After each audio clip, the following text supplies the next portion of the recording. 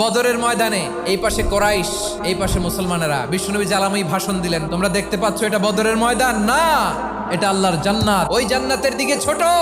বিশ্বনবীর কথা শোনা মাত্র সাইয়েদনা উমাইর ইবনুল হুমাম বললেন বাখ বাখ, মানে চমৎকার। বিশ্বনবী বললেন মা ইয়াহমিলুকা আলা কওলিকা বাখ বাখ ইয়া উমাইর, আমার এই কথা শুনে তুমি কেন বললা বাখ বাখ? ইয়া রাসূলুল্লাহ, আপনার এই কথা শুনে আমি বড্ড খুশি হয়েছি, আর আমি প্রত্যাশা করছি আমি যদি ওই জান্নাতের মালিক হতে পারি তাহলে কতই না ভালো হতো। সুবহানাল্লাহ বলেন। বিশ্বনবী বললেন উমাইর আনতা মিন আহলিহা, তুমি ওই জান্নাতের অধিবাসী, তুমি জান্নাতি। উমাইর চিন্তা করলেন আমি জান্নাতি, নবীর মুখ দিয়ে যখন বেরোইছে ওই জান্নাতে তো আমার ঢুকতেই হবে, কিন্তু হাতে 3টা খেজুর খেয়ে যদি জেহাদের ময়দানে যাই তাহলে জান্নাতে যেতে তো দেরি হয়ে যাবে।